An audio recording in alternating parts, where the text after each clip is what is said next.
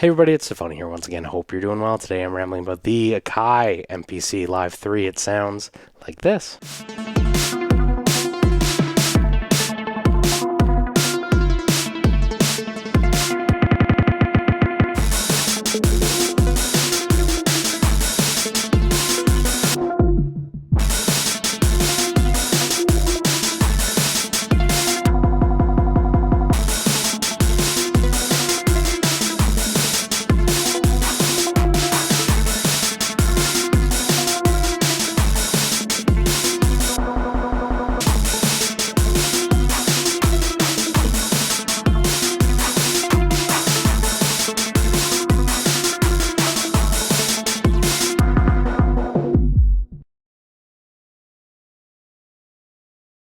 Okay, before we get started here, I'm just going to say I'm never going to cover every single feature of every single device, but especially in the case of something like MPC Live 3, it's an entire DAW in the box. So I think today I have some confessing to do right off the rip, and then we'll get into the weeds. And I want to just go through basically a couple different ways in which I would use the MPC, I'd say, and then we'll have some fun with it along the way. Okay, so since 2020, when I first started making hardware electronic music, if you can call it that, I've owned a total of at least 7 MPCs that I can name. All of them use this MPC Live 3. Will be the first time I purchased one of them new. I own the one retro, I own the Live 2, I own the Live 2 retro. I had a couple different ones. I even had the first MPC Live, the one that didn't have the speaker built in.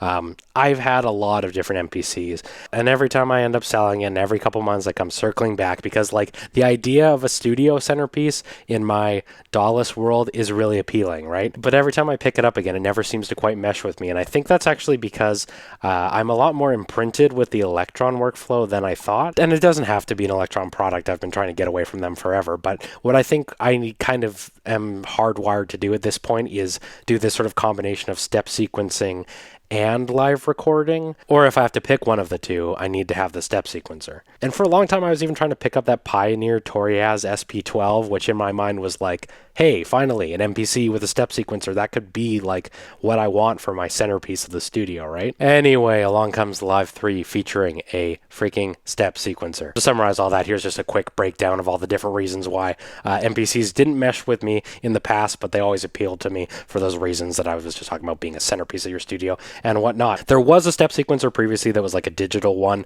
that I found extremely finicky. I just like bounced off it a couple times. I had tried it. It was totally not for me in my mind. And in the absence of all that, the workflow kind of leads towards either the pad-based composition, doing like live recording, or going into the piano roll and editing that way. And MPCs have a very devout user base that loves that and is imprinted by that. For me, I'm kind of imprinted by the Electron workflow, and it didn't mesh for me. But when it comes to the piano roll side of things, I still find it on the Live 3, but we'll talk about this in a little bit. I still find the touchscreen and using that piano roll to be like, I don't know, it's finicky, and it feels like I'm trying to pick up a single grain of rice with chopsticks, if that is an apt metaphor. I just like can't, I don't know, it's finicky, and I really just wish it had either, I don't know, physical buttons to like, I don't know, maybe this is like tracker workflow imprint as well, to just go through the different steps and pick them up and make edits that way, rather than it's like, oh, I'm trying to erase it, or I'm trying to draw it in, and it's just never landing, or every time I wanted to change to zoom, I got to go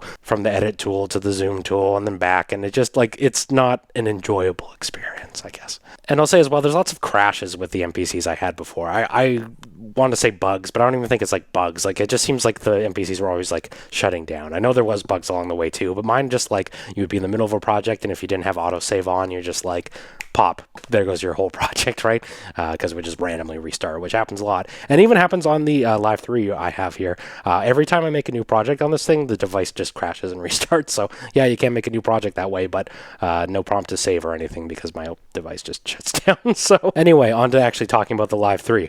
So the layout, I want to say first and foremost, it sort of feels like upside down, right? I mean, I know everybody in all the videos you've probably seen so far has talked about this to death, but like, I don't know why the speaker is really at the bottom, and I even less understand why the step sequencer is at the top. It just sort of maybe that's a nod to lots of people aren't going to be using the step sequencer. Maybe, like I said, there's like, dedicated communities to using the MPC for making beats that are very imprinted on that workflow. Maybe they don't want to be forced into this, right? But it just sort of seems like overall the entire device could just be flipped upside down and everything would be perfect in my mind. Now, having said all of that, though, it's not as annoying as people make it out to seem, right? It does, like, it's a bizarre design choice, but it's not like a bad layout. You know what I mean? Yes, it's weird. Yes, it feels upside down, but like, I don't know, it's fine, right? Some people are like really annoyed with it. I saw online, it's fine. It's weird. It's fine. Things that I do absolutely love, though, the sticky, horrible finish that is on the Live 1 and the Live 2, that rubberized, grippy plastic that probably, anyway, that stuff that just turns into tar after you look at it a funny way. After 2 months, it just becomes like this sticky gunk, is gone and replaced with a nice plastic finish. Praise the Lord. As well, it just sort of feels better overall than the other ones. I try and like stay away from talking too much about build quality and stuff. I'm not here to like make a cell phone review or something, but like the other ones, it always felt like the plastic was like really creaky and like bendy. And I remember like sometimes with my MPC ones, if they didn't sit flat, you'd kind of have to like sort of like, try and level them out on the table, or like, you know what I mean? Just because the plastic was all kind of finicky and didn't fit quite right. The Live 3, at least the one that I've had, sits nice. It's a nice build, right? It doesn't feel as cheap as the other ones did, and it's pretty hefty too. Feels heavy. One thing I will whine about, though, and this isn't anyone's fault, but the grill of the speaker seems to just attract a whole bunch of dust and crumbs that I have no idea where they're coming from. I've never eaten in front of the MPC, but any little speck of dust that is large enough to fit in that grill is going to stay in there forever. I've owned this thing for like a week now, and I've already taken a vacuum to it twice. So anyway, just a random thought. The other thing I'll say in lots of videos, people say, wow, I don't know if I'd want a speaker. I just like save the space. I love the freaking speaker, and lots of people have also said the speaker is okay. It's not like a studio reference monitor, obviously, but the speaker itself is excellent, I'm going to say. I'm not an audiophile, I'm not an engineer, I'm not anything at all, I'm just some guy, and I think the speaker sounds amazing. It has tons of low end, which is usually the opposite you'd expect of these. Sounds better than my headphones at times. It's great, it's super useful, I love having it there. Just being a portable box that you could just jam out like that, super awesome. And that's what I really appreciate about the Lives over the other series. I will say, in terms of like a device versus the other ones here, it's a little beefy that like you can't play it in bed, if that makes sense. Like it's great for sitting down at the couch like I'm doing right now in this video, but the screen doesn't tilt, so it does get a little bit hard to see.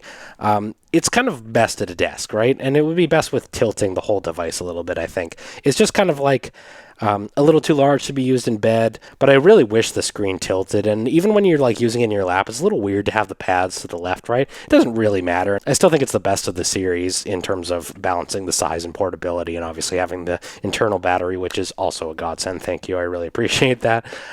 But there are some kind of caveats to that are like, I don't know why the pads are kind of misjointed. I'm kind of finger drumming on my left hand, hoping not to like catapult the device off the other side. And the screen lays flat. It doesn't telescope or tilt like the X's does.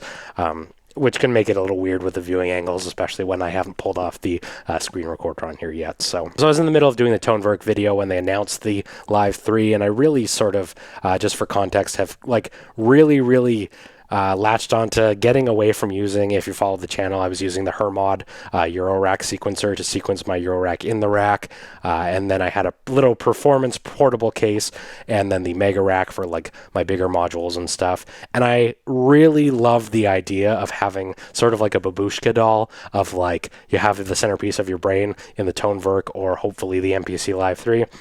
Have the performance case that has like the big drum modules and my effects routing and my final mixers and stuff, and then having another sort of stays at home bigger case for shooting the videos and running the channel and what have you, and just being able to pull each piece that you need away from that if you need to go play at a synth meet or do whatever, or you want to just work on a project in more depth on the couch or whatever. I love that idea. So when they announced the MPC Live 3, I was like, oh man, there's so many reasons that I just like, I'm hoping this will be the centerpiece of my DAW-less brain, I guess. And the fact that it has dedicated CV output pairs, I wish I didn't have to use those little adapters, but at least they're there. And it seems like I'm really hoping they've kind of solved all my qualms with the previous versions of the MPCs that didn't mesh with me. The step sequencer finally is the biggest one for me. New CPU hopefully means less crashes. We'll see how much that affects it in the end. It might just be that the software is more stable at this point, but it definitely does crash less than some of the MPCs I've tried along the way. Other thing, XLR input. I have all these workflow things in my mind for trying to bring my vocals into the set, which I've never done live yet, but having XLR on board here is awesome. It's another module that I don't need to convert to Eurorack or whatever. More performance tools. I love just the idea of the touch strip here for like my DJ filters, doing stuff like that. The XY effects as well, just like stuff like that. I know it's super cheesy and like almost like DJ tools, but like I want that for live for sure, for my setup anyway. Anyway, most MPC content online is kind of focused around hip-hop and like beat making, and I love hip-hop, but I don't make hip-hop. I'm kind of like making hard-edged electronica, if you could call it that. So this might be a little bit of a different perspective and a little different use case for it. I hope that's okay, and if you've been following the channel, this is just how I'm trying to work it into my brain and my workflow, I guess. Okay, I think the best way to do this and hopefully touch on everything that I wanted to touch on is to go through and just like make a little quick loop together. Maybe we'll use a bunch of we'll try and use a bunch of different track types, but like I said, we're never going to cover every single feature of what is essentially an entire DAW in a box. So because mine always crashes whenever I open a new project, for some reason I've already opened up a blank project, so we won't have to reboot. But we basically have the MPC layout, and because every video on the Live 3 is kind of talking about new features, and because this is the first time I've done a video on an MPC device, I'm going to try and sort of talk about the whole unit at large, I guess, talk about everything it does, and then we'll go from there. I'm going to try and focus less on what's new, and talk about how I use it overall, I guess. So now there's a bunch of different ways to go about these, but I'm going 140. I like them a little faster. Maybe we'll do 130 just for simplicity today. First track, I want to lay my kick. I don't know why. I'm just kind of wired to do that way, but how do we want to do that? So I think we'll get into plugins in a little bit here, but I want to start with a sample of a drum. Now, there's two kind of ways to do that, and there may be even more that I'm not aware of, but there's sort of audio plugin, but there's also like a drum key group, which is kind of more for one-shots, I guess. The other way isn't like polyphonic per pad. I think it's just like playing one loop. That audio mode is more, in my mind, or my use case for like slicing breaks, I'd say, or playing more longer loops. There's also key groups, which I have to load it up before I can listen to it. Let's go to a bunch of these preset kits that are on here. A lot of classic Roland drum machines. Again, I am not a hip-hop producer, so as much as these sound great, I just don't see them working in my sort of drums, but the R8 I would, or RX5 if you want those wax track sounds, RX11, SP12.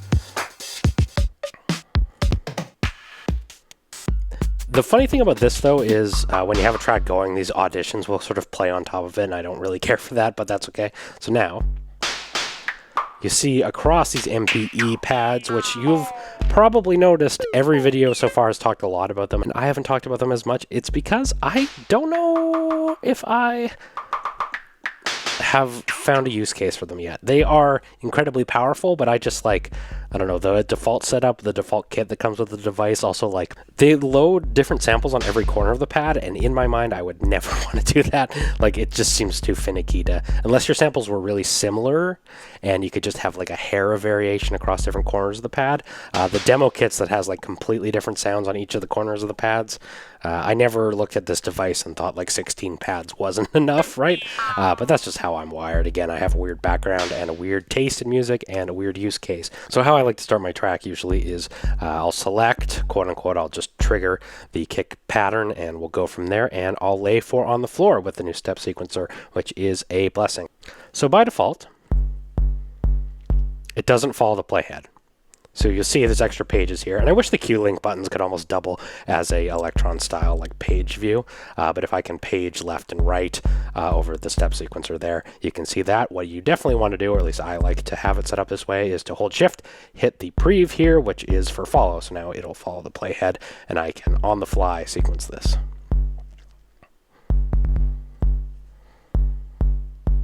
This might get a little hip-hop. Might get a little more hip-hop than I intend, but let's see. And like I said in the intro, I kind of like to mesh these two things together. So in absence of a metronome, and there is a metronome, I like to just hear the kick, right? And then I can kind of think about the feel and listen, just audition some of these sounds to hear them. Maybe I'll take this clappy snare sound and we'll throw a couple trigs in. And then I can come in here and live record it as well. And I like to do a mix of them, right? I said in the intro that I kind of didn't like how it was so reliant on that, but I do like doing it. I love finger drumming. I just don't like having to do everything on that. So now that you have the options to do both, I love it. So we'll come in here, hit play, overdub, hear my metronome going.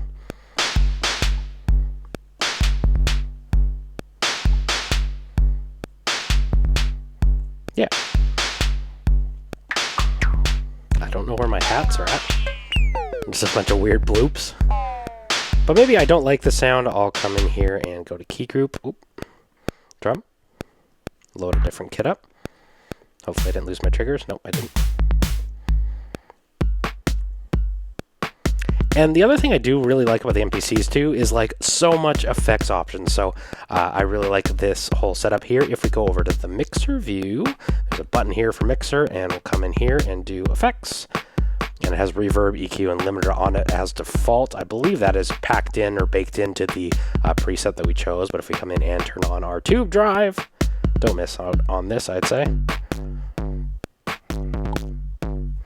And Q links as well, which you're probably familiar with. You can get some sort of, less touchscreeny feel and just kind of crank them up on here. Yeah. Presets are your friend, especially in the effects world, I'd say. Just kind of like familiarizing yourself with like the dozens of effects plugins. I don't know if they call them plugins technically in this view, but presets are your friend because it would be really difficult to remember all of those different things, right? So metronome, I'm going to turn off here. So let's listen to that. Turn this up here. And then the way I like to write is to come in here and duplicate this. So this is going to be a really simple one just to demonstrate again, just like all my intro jams where we want to copy our sequence. We're just going to basically duplicate this to a second one. I'll rename that sequence 2. We'll hit do it and do it. And now we're in sequence 2. You notice it didn't stop playing. I'll add a new track. So you hit new track. And because we did drum already, maybe we will do... let's do plugins. So there's lots of plugins. Lots of them are included. Many of them are paid. I want to demonstrate some of the cheaper ones, but maybe I'll just go into Subfactory. I think this was like $25 on sale recently. The view here, you can basically, without ever entering the plugin itself, use the plugin sounds by preset surfing. So again, I don't love composing with the pads this way. It's not really my thing, but if you wanted to, you never have to enter these. Again, you could just use a sample or something in the absence of that view, but hey, it's totally valid to come in here and preset surf like that. Let's record a pattern. So if I hit play start, I'll click on this pad view here to see how I'm set up. So I have pad perform set up here in the major scale in C. I definitely want to do like minor, I'd say. There's natural, harmonic, pentatonic. Let's just do pentatonic minor. So we'll do that. I'll go back into main, and we're going to do a little bit of step sequencing. So I'm going to sort of lay down the foundation of our bass line, and then I'll perform in a couple other things. Again, I don't love to compose this way. Like, it's great for drums, but like when you get into doing melodies this way, I just don't really mesh with it as much. But if you come in here, we'll hit stop, and I will get into the step sequencer, hit stop again. I will go to this note, lay that on a couple steps. I don't want to necessarily make it 4 on the floor because that is where my kicks are. I'll go over to the next screen, pick a different note. The interesting thing is it's kind of the step sequencer view is by note, right? It doesn't view this plugin as one step sequence. It like views this pad as one, right? So because that's a different key, it's not in this sequence view. I don't know, a little bizarre to me, but that's okay. What we can do now, I want to fill this in with some other notes here, so I'll come in here and just, I don't know, we'll audition it. I'm not recording it. I know this is not very exciting, but I know it's not very exciting, but I'm here to demonstrate. So I like how that sounds. Go overdub, hit play start. 3, 4.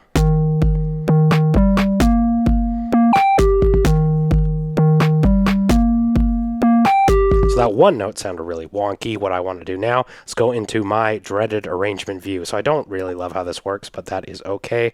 We will make do. So it has this piano roll thing. Again, I think you actually could record using this. Again, I think my metaphor of picking up a single grain of rice with a pair of chopsticks is appropriate because it's possible, but it's kind of annoying. So I think this is going to be my treble note, so we'll erase that. That actually wasn't too bad for selecting. But maybe, I don't think we can quantize on here, but I'll draw in another note. So we'll just listen. So I think that A is probably where I want to be if I draw in an A. That's probably a little too high still, so let's go back down. And again, this is what I kind of don't... Okay, so it's got reverse scrolling. I don't have to... Yeah, again, I don't love this view. And that's okay.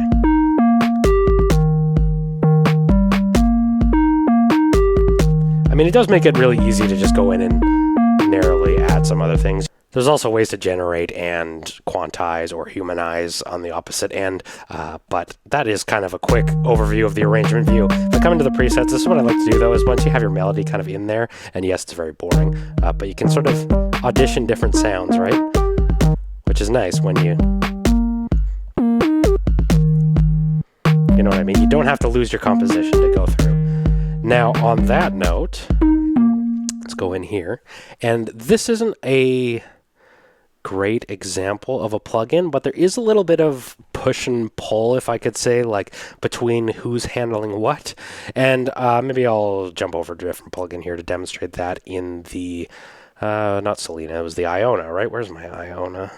Iona. So if you go into Iona, which is their new SH101 clone, there is a sequencer within the plugin as well, which makes it kind of bizarre to me. So like, and also love this plugin, by the way. Every time they run their crazy Black Friday or, I don't know, Boxing Day sales or whatever, where they put the stuff on like 75% off, I always seem to have an MPC at that time, and I always seem to pick up one of these plugins. So I have most of them. The Iona is the one that I've meshed with the most, I'd say. But I do find this sort of, there's a sequencer within a sequencer, or I'm sequencing it externally, but that could also like sequence an arpeggio here. Which, anyway, it just kind of becomes this weird push and pull of like who's holding what, right? Anyway, Iona is awesome. I'm thinking eventually I want to do videos on all the individual plugins to talk about them, so we won't spend too much time on it today, but just know that like there is a bit of push and pull there. Now, this sounds nothing like the kind of music I normally make, but when you preset surf, you kind of end up doing stuff like that. And I do really like it too, so, you know, something to be said for that, right? Now let's try and add a, I don't know, let's do audio. So we might have to bring our BPM up here, but there's also the audio view, and you could run either loops or externally recording, or I know lots of people with a clip launcher view. I know much has also been said about the clip launcher view. People really love working in that way, and I am just like not wired for that way at all. I've never used Ableton, and I also understand like the push and other devices kind of imprinted that on people, but I am not one of them. So I'm not knocking it so much. I'm just really like not ready for it. So let's come in here, and if we go into audio 1, you get this sort of sample view. This one will, here, let's go browse samples, and I don't want any of the stuff from memory that I've loaded up on other stuff, so I think I need to go in to the menu browser, and we'll go to my files. I have on an external device, it's just under places, and here I have some breaks. So if we go breaks, and I have a bunch of breaks that I got off the interwebs. I guess these are probably not compatible, or it's just empty, but go up a level. Does this one work? Yes, it does. 140 BPM. Oh, there was 135. Maybe that will mean less of a change. There's also beat matching and all these things, but for simplicity, we're going to go, yeah. Let's load this. Hopefully it doesn't copyright strike me, whatever sample this was originally from. Bring my sequence up to 135, and you'll notice no issues in doing so to change it, because everything is plugins based or one-shot samples on that drum side. So we'll come in, edit our track audio 1, browse samples. I will come in here, and then I believe that'll be at our bottom. No, here it is, top. Place it start, do it, and now if we hit play.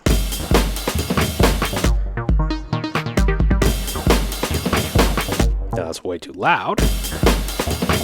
But if we come over here into our mixer, maybe I'll mute my original drums and we'll hit play.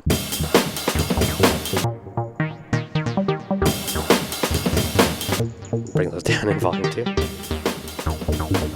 Now, there's no break core, that's for damn sure, but I also think there is a little bit of spacing we need to do. And the other weird thing with this, so you can trim them, if I have the editor view, I can trim them by grabbing the bottom. No, the top. No, this. Yes, so if you grab the bottom, it'll cut it, but it snaps to bars. So I don't snap is an option in the bottom, so now we'll come in here and we'll just trim this a hair. I think the timing gets a little wonky, and we'll hit play.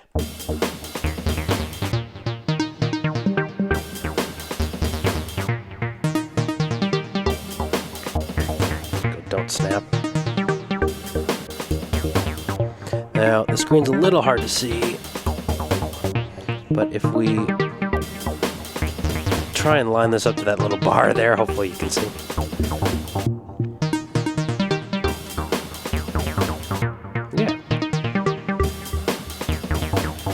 Now you can slice, you can do a whole number of other things, but for simplicity, I'm going to keep that off for now.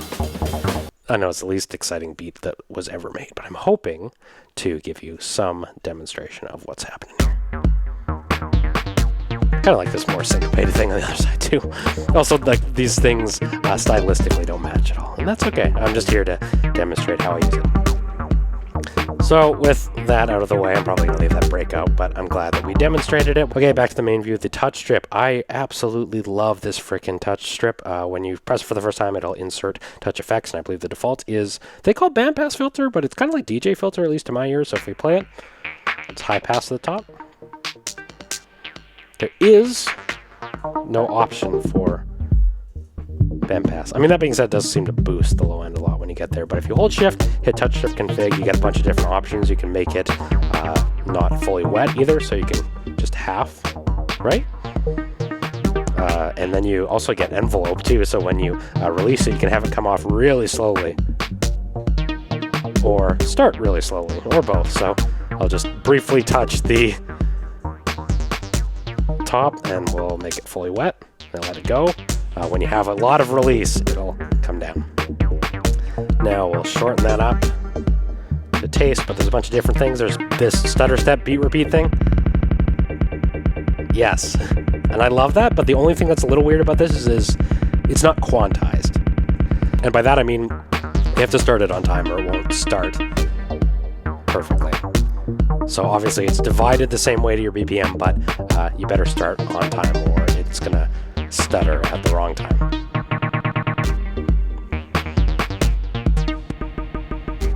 Yeah. And there's this delay high pass where the slider is controlling the dry and wetness of it. Really cool. You can reverse it.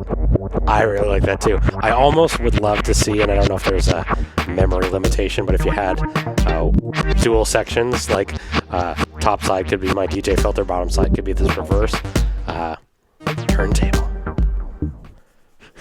I don't know what this is supposed to do. It's supposed to be tape stop, I guess? Oh, there we go. That sounded like it. Washout. Oh, feedback delay. Cool. Oh, shimmer. I love shimmers. I don't see that as a... Oh, there's lots. Wow, it's still going. Glitchy octave. Oh my god, there's so many more. Okay, sorry. I've been taking too much time with this. What is this? Reverse high pass. Oh, that's really cool. Low pass. Phaser. Oh, that's so cool. Granular.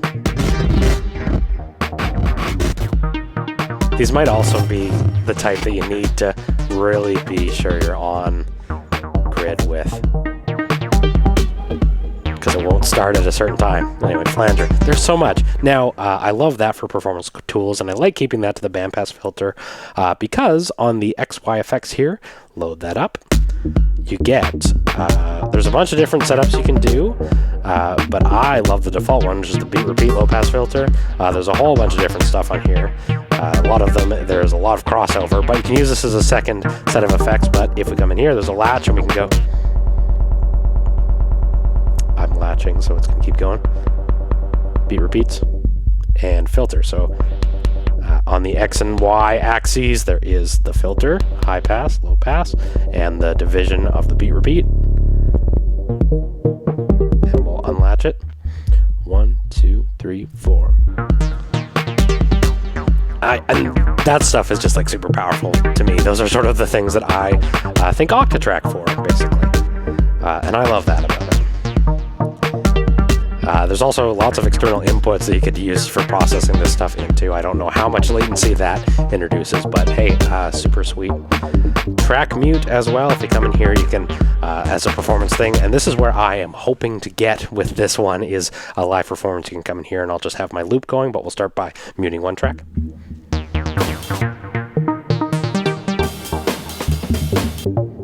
Again, I don't love that break, but demonstration of muting and muting unmuting. Here comes our drum kit. Like, I was left in that resonator. Here we go. Bring in my synth.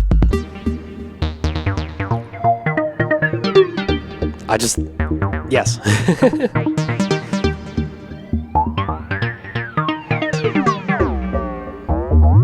These are the things that I'm super excited about. Muted them all. I want to unmute my 2 tracks. Yeah. I mean, there's so much to talk about. There's a mic on here, so if I come in here and I want to do some random noodling, this mic is actually quite good. I will say, like, obviously it's not going to be a professional microphone or like a studio quality recording, but all the videos kind of noted that in a way that made it sound like it was not a good mic, like it was just kind of a nice add-on. I think it's like impressive for what it is, right? Like, they're able to do something pretty nifty. So if I come in here and go to mic on, you'll see my audio inputs are in the front. If I tap on this directly, you can hear. So we'll come in here and go into record and hit record start. Check 1, 2. Check 1, 2. Right? Check 1, 2. No latency, no headaches on that front. 1, 2. Check 1, 2. Let's see how we can mangle my voice for check 1, 2. It's also way too loud, but that's okay. Check 1, 2. So let's go into the volume. Check 1, 2.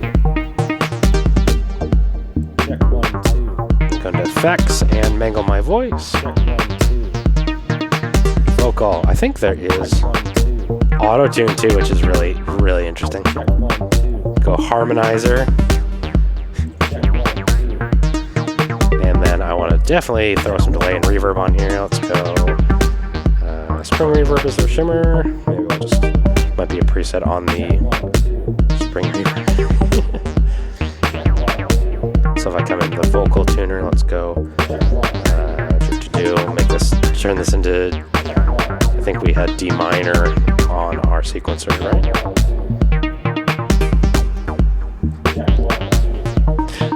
Not exactly the vocal performance you probably have in mind, but you know what? We demonstrated the microphone, didn't we? Go back in the mixer, let's do our harmonizer, and I bet this one's gonna get crazy.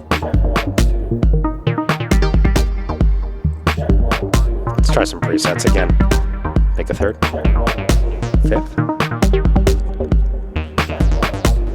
major sixth. Oops. So let's mute our other one so we can just hear my voice. Check 1, 2. Sounds hilarious. Check 1, 2. I don't want augmented. Check 1, 2. Check 1, 2. Yeah, cool. Check 1, 2. And this, like, there's always something that you haven't explored before, and it kind of makes it addicting, like to jam with the MPC, right? Here comes the breaks.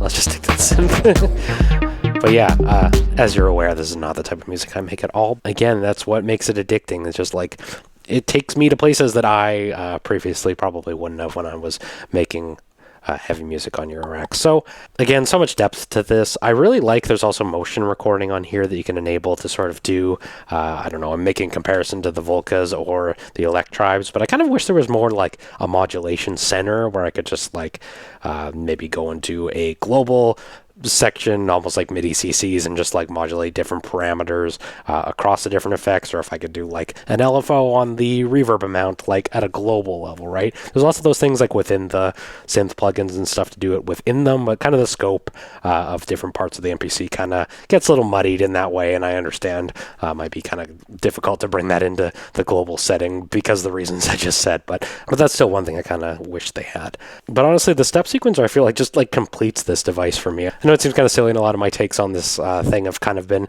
unrelated to the more general discourse, but that's just like what it was missing. That's like, you know, that's what the MPC needed, and here we are with a a nice upgrade to other parts of it, and the missing piece basically. So far, really loving it. Hopefully this can become my studio centerpiece and live on from there. So hopefully some more MPC videos on the way. All right, I'm Tafony. Thanks for joining me for this one. Take care, like, comment, subscribe, do all that good stuff. I'll see you soon. Take care. Goodbye.